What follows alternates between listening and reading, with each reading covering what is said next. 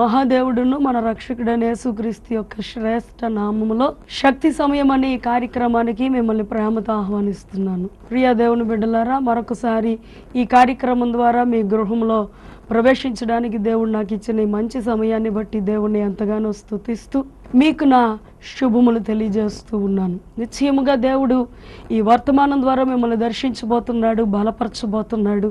అంత మాత్రమే కాదు, నూతనమైన నిరీక్షణతో దైవ కార్యాల నిమిత్తం ఆశతో ఎదురు చూసే ఒక అనుభవానికి మిమ్మల్ని దేవాది దేవుడు ఆయత్తపరుస్తూ ఉన్నాడు. ఈ ఉదయకాల సమయంలో ప్రియ దేవుని బిడ్డలారా, ఒక ప్రాఫిటిక్ అంటే ప్రవచనాత్మకమైన ఒక సందేశాన్ని నేను మీ ఎదుటకు తీసుకొని వస్తూ ఉన్నాను. ఈ దినాలలో దేవుని ప్రజలు గడిచిపోయిన విషయాలు, జరిగిపోయిన విషయాలు మాటి మాటికి తలంచుకోవడం ద్వారా వాళ్ళు తమ జీవితంలో ఎన్నో విలువైన ఆశీర్వాదాలను కోల్పోతూ కృంగుదలకు, నిరాశకు, నిస్పృహకు గురవుతూ ఉన్నారు. ప్రియ దేవుని బిడ్డలారా, ఈ దిన వర్తమానం ద్వారా దేవుడు మిమ్మల్ని ఆ అనుభవంలో నుంచి బయటికి తోడ్కొని వచ్చి అత్యధికముగా మిమ్మల్ని ఆశీర్వదించబోతున్నాడు. మీ జీవితంలో ఆయన గొప్ప కార్యాన్ని చేయబోతూ ఉన్నాడు. ఈ దినం వాక్య సందేశం నిమిత్తం యెషయా గ్రంథము 43 అధ్యాయము 18, 19 వచనాల్లో నుంచి మనం కొన్ని విషయాలు లోతుగా ధ్యానం చేయబోతూ ఉన్నాం. అక్కడ రాయబడింది యెషయా 43:18, మునుపటి వాటిని జ్ఞాపకం చేసుకొనకుడి, పూర్వకాలపు సంగతులను తలంచుకొనకుడి. ఇదిగో నేను ఒక నూతన క్రియ చేయుచున్నాను, ఇప్పుడే అది మొలుచును, మీరు దానిని ఆలోచింపరా? నేను అరణ్యములో త్రోవను కలగ చేయుచున్నాను, ఎడారిలో నదులను పార చేయుచున్నాను. ఈ మాటను ప్రవక్త అయిన యెషయా ద్వారా దేవుడు ఇశ్రాయేలు ప్రజలకు ప్రవచనాత్మకంగా అందించిన ఒక సందేశంగా ఉంది. ప్రియ దేవుని బిడ్డలారా, ఇక్కడ దేవుడు ఏమంటున్నాడంటే, మునుపటి వాటిని జ్ఞాపకం చేసుకోవద్దు, పూర్వకాలపు సంగతులను అసలు తలంచుకోవద్దు. అయితే ఏం చేయాలి? మునుపటి వాటిని జ్ఞాపకం చేసుకోకుండా, పూర్వకాలపు సంగతులను తలంచుకోకుండా ఏం చెయ్యాలి అన్న విషయాన్ని మనం 19వ వచనంలో కానీ చూస్తే అక్కడ రాయబడింది, ఇదిగో నేను ఒక నూతనమైన క్రియను చేయబోతున్నాను, అది ఇప్పుడే మలుచును, దాన్ని మీరు ఆలోచన చెయ్యండి అని దేవుడు అక్కడ మాట్లాడుతూ ఉన్నాడు. కారణం ఏది అంటే, దేవుడు మన జీవితంలో నూతనమైన కార్యాలు చేయాలని ఆశపడుతూ ఉన్నాడు. అందుకే భక్తుడైన హబక్కూకు అంటాడు, యెహోవా సంవత్సరములు జరుగుతుండగా నీ కార్యములను నూతనపరచు అని. కారణం, ఆయన నూతనమైన కార్యాలు చేసే దేవుడు. పరిశుద్ధ గ్రంథంలో మనం చూసినప్పుడు ఆదికాండం 1వ అధ్యాయంలో భూమి నిరాకారముగాను శూన్యముగాను చీకటితో నింపబడినప్పుడు నిరాకారముగా దాన్ని విడిచిపెట్టలేదు, శూన్యములో దాన్ని విడిచిపెట్టలేదు, చీకటితో దాన్ని విడిచిపెట్టలేదు. అక్కడ ఒక నూతనమైన కార్యాన్ని చేశాడు. ఆ నూతనమైన కార్యం దేవుడు చేయడం ద్వారా చీకటి తొలగిపోయి వెలుగు వచ్చింది, నిరాకారము తొలగిపోయి ఆకారం వచ్చింది, శూన్యం తొలగిపోయి అక్కడ నూతనమైనవి ఏవో సృష్టించబడిన దృశ్యాన్ని మనం 1వ అధ్యాయంలో చూడగలుగుతాం. కారణం, మనం సేవిస్తున్న దేవుడు నూతనమైన కార్యాలు చేయుటకు శక్తి కలిగిన వాడుగా ఉన్నాడు. ప్రియ దేవుని బిడ్డలారా, ఇక్కడ మనం చూసినప్పుడు మునుపటి వాటిని జ్ఞాపకం చేసుకోవద్దు అంటున్నాడు. కారణం ఏది అంటే, జరిగిపోయిన విషయాలు మాటి మాటికి తలంచుకున్నప్పుడు మన జీవితంలో అయితే నిరాశకు గురవుతాము, లేదా పొంగిపోయే అనుభవానికి గురవుతాం.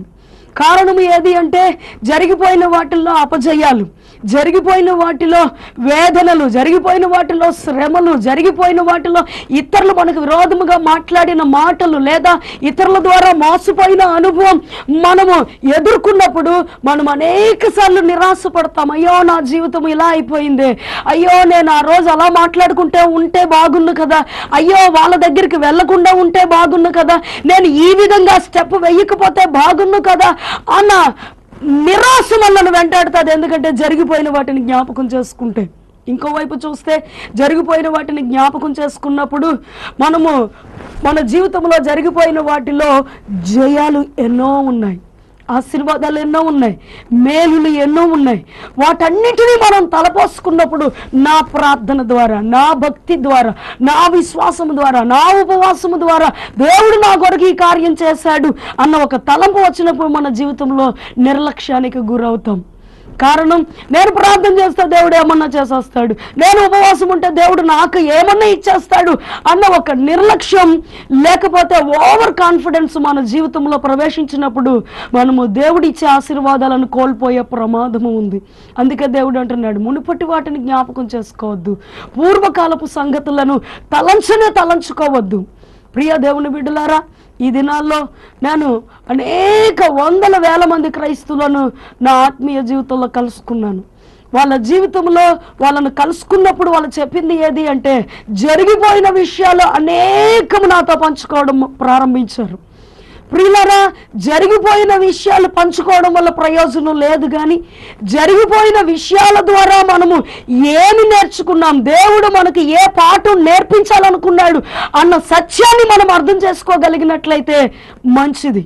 కానీ జరిగిపోయిన విషయాలు మాటికి తలంచుకొని, జరిగిన పోరాటం, జరిగిన సమస్య, జరిగిన వేదన, జరిగిన అవమానం, ఈ సంఘటనలు జ్ఞాపకం చేసుకోవడం ద్వారా మనం కృంగిపోయే ప్రమాదం ఉంది.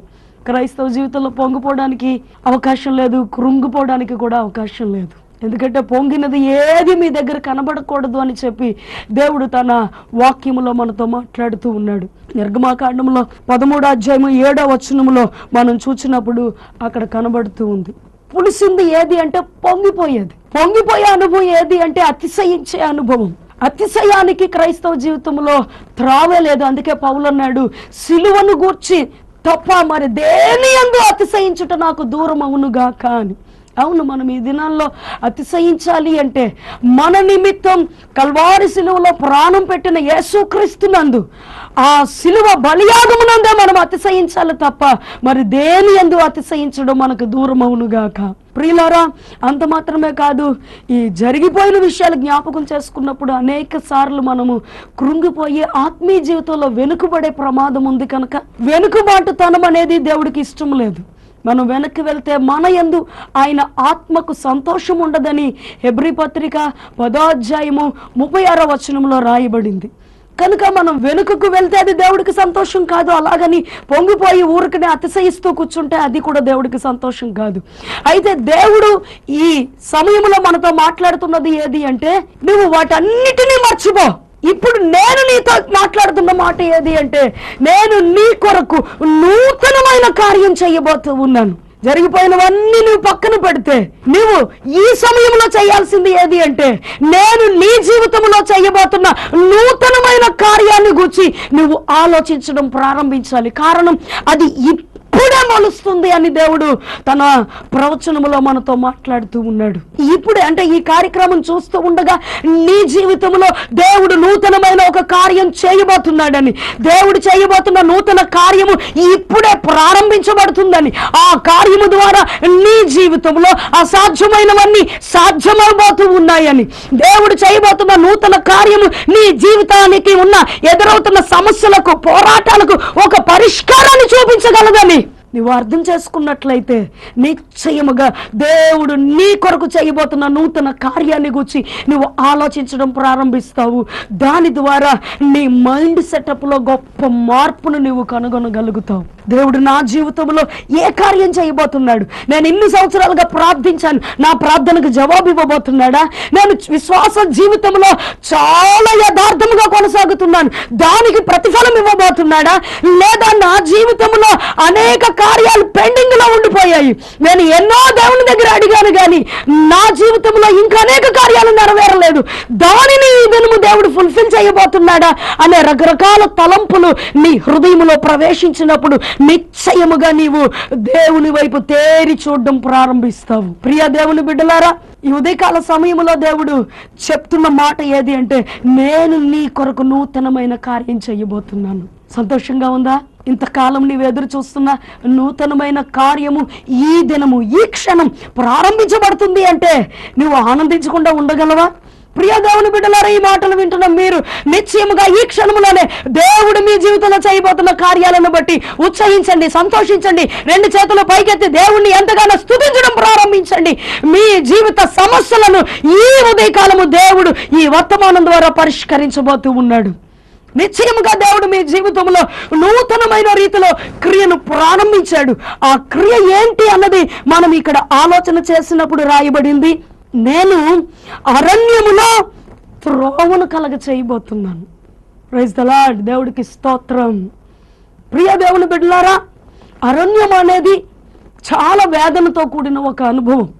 ఇశ్రాయేలీలు 40 సంవత్సరాలు అరణ్యంలో వాళ్ళు ప్రయాణం చేశారు. అరణ్యంలో ప్రయాణించినప్పుడు వాళ్ళకి అనేక సార్లు ఆకలి అయ్యింది, అనేక సార్లు వారు దప్పికొన్నారు, అనేక సార్లు వారు శత్రు పోరాటాలతో, శత్రువు యొక్క భయముతో వణికిపోయారు.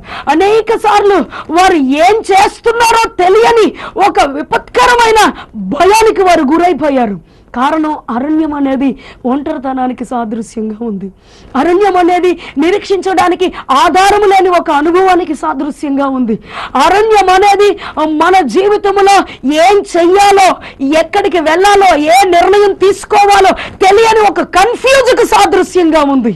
ప్రియ దేవుని బిడ్డలారా, అరణ్యం అనేది భయంకరమైన ఒక అనుభవానికి గుర్తుగా ఉంది. ఈ ఉదయకాలం దేవుడు అంటున్నాడు, నువ్వు అరణ్యపు అనుభవంలో ఉన్నావా? ఒంటరితనముతో విసిగిపోతున్నావా? సహాయం చేసేవారు ఎవరు లేరని వేదన పడుతున్నావా? ఏం చెయ్యాలో తెలియక కన్ఫ్యూజ్లో కొట్టుమిట్టాడుతున్నావా? అరణ్యం అనే భయంకరమైన చీకటి పరిస్థితుల్లో మార్గము తెలియక అల్లాడిపోతూ ఉన్నావా? ఈ ఉదయకాలం దేవుడు అంటున్నాడు, అరణ్యములో ఉన్న నీకు నేను త్రోవను కలగ చేయబోతున్నాను.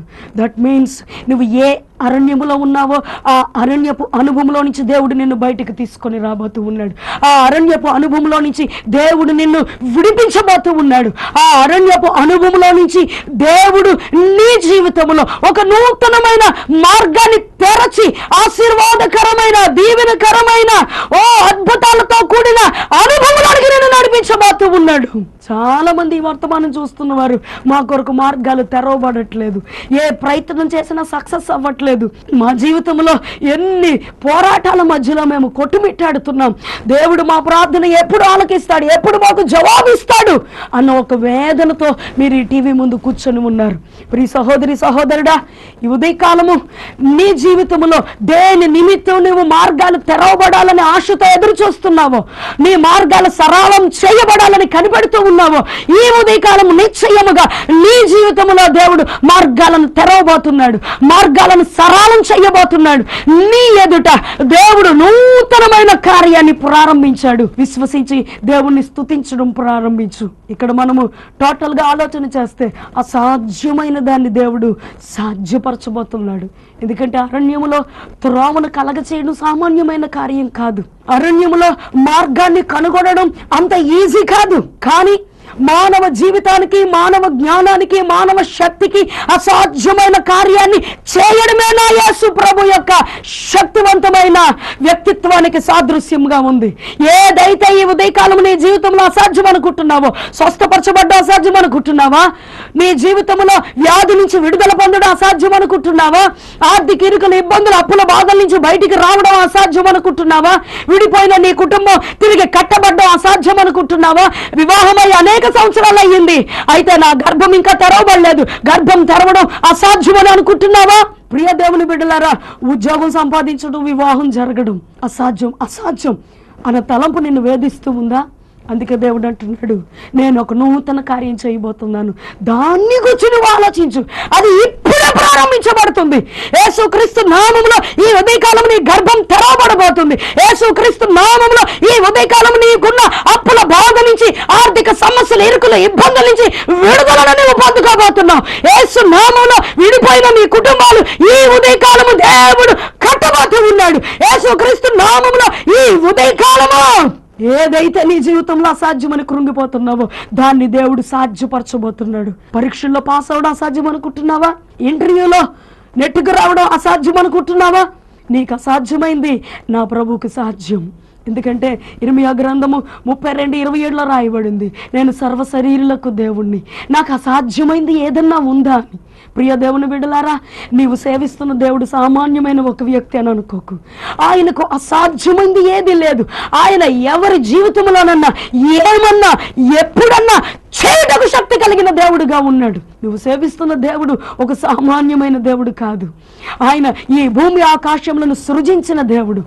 ఈ భూమి నిరాకారముగా శూన్యముగా చీకటితో ఉన్నప్పుడు దాని స్థితిగతులను మార్చివేసిన దేవుడు. ఈ ఉదయకాలము నీ జీవితంలో ఉన్న నిరాకారాన్ని, శూన్యాన్ని, చీకటితో కూడిన పరిస్థితులను మార్చుటకు శక్తి కలిగిన వాడు. అందుకే ఆయన అంటున్నాడు, అరణ్యములో నేను త్రోవ కలగ చేయబోతున్నాను. దేవుడికి స్తోత్రం. అరణ్యము లాంటి నీ జీవితంలో, కన్ఫ్యూజ్లో ఉన్న నీ జీవితంలో, ఏం చెయ్యాలో తెలియని నీ జీవితంలో, సహాయం ఎక్కడి నుంచి వస్తుందో అర్థం కాని నీ జీవితంలో ఈ ఉదయకాలము దేవుడు మార్గాన్ని తెరుస్తున్నాడు. అద్భుతాలు నిన్ను వెంటాడి రాబోతున్నాయి. ఆశ్చర్య కార్యాలు నీ కుటుంబంలో ప్రారంభించబడుతున్నాయి. ఈ క్షణంలోనే దేవుని హస్తము నిన్ను తాకి స్వస్థపరిచి నీకు విడుదలను ఇవ్వబోతుంది. నువ్వు ఏ వ్యాధితో కూర్చున్నా ఈ టీవీ ముందు ఈ ఉదయకాలము దేవుని శక్తి నిన్ను తాకి నీకు స్వస్థతను అనుగ్రహించబోతూ ఉంది. విశ్వసించి దేవుని వచ్చే స్వస్థతను పొందుకో. రెండోదిగా మనం చూసినప్పుడు ఎడారిలో నదులను పార చేయబోతున్నాను. ఇది కూడా క్రిటికల్దే. ఎడారి అనేది ఎండిన అనుభవం. అక్కడ మనము ఎంత వాటర్ తీసుకెళ్ళి కుమ్మరించినా కూడా ఆ ఇసుక రేణువుల ఆ నీళ్లను పీల్చివేస్తుంది. కానీ ఇక్కడ దేవుడు అంటున్నాడు, ఎడారు లాంటి నీ జీవితంలో నేను నదులనే ఆశీర్వాదాన్ని ప్రవహింప చేయబోతున్నాను. నదులనే పరిశుద్ధాత్మాభిషేకాన్ని కుమ్మరించబోతున్నాను. నదులు అనే నా కృపను నీ పైన ప్రవహింప చేయబోతున్నాను అంటున్నాడు. ఎడారి అనేది ఎండిపోయిన అనుభవం. ప్రియ దేవుని బిడ్డలారా, ఆత్మీయంగా ఫలించలేకపోతున్నారా? కుటుంబ జీవితంలో ఫలించలేకపోతున్నారా? మీ కుటుంబ జీవితంలో ఎండిపోయిన ఒక అనుభవాన్ని మీరు చూసి కృంగిపోతూ ఉన్నారా? ఈ ఉదయకాలం ధైర్యం తెచ్చుకోండి. దేవుడు అంటున్నాడు, ఎడారి లాంటి నీ జీవితంలో నేను నదులను ప్రవహింపచేస్తాను. ఇక్కడ కూడా మనం చూడొచ్చు, అసాధ్యం ఎడారిలో నదులు ప్రవహించడం. నేను మరల జ్ఞాపకం చేస్తున్నాను, మానవ జ్ఞానానికి శక్తికి అసాధ్యమైనది చేయడమే నా ప్రభువులో ఉన్న ప్రత్యేకత. కనుక ఈ ఉదయకాలము ప్రియ దేవుని బిడ్డలారా, ఫలించలేని ఒక అనుభవంలో, ఈ ఎండిన స్థితిలో పరిశుద్ధాత్మ చేత నింపబడాలని ఆశపడుతూ దేవుని ఆత్మ చేత నింపబడలేని ఒక అనుభవంలో ఉన్నావా? లేదా ఆత్మీయ జీవితంలో ఎదగలేకుండా, ఫలించకుండా కొట్టుమిట్టాడుతున్న ఒక అనుభవంలో ఉన్నావా? ప్రియ దేవుని బిడ్డలారా, నీ జీవితంలో మోడివారిన అనుభవాన్ని, ఎడారి లాంటి అనుభవాన్ని నా ప్రభు తిరిగి ఈ ఉదయకాలము చిగురింప చేయబోతున్నాడు. పరిశుద్ధ గ్రంథంలో రాయబడిన ఆ ప్రవచనంలో మనం చూడొచ్చు, అది ఇప్పుడు